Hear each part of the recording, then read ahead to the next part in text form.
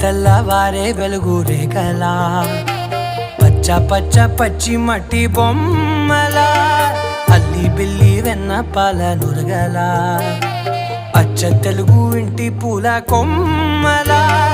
దేవదేవుడే పంపగా ఇలా దేవతే మా ఇంట అడుగే పెట్టెనంట బ్రహ్మ కళ్ళలో కాంతులే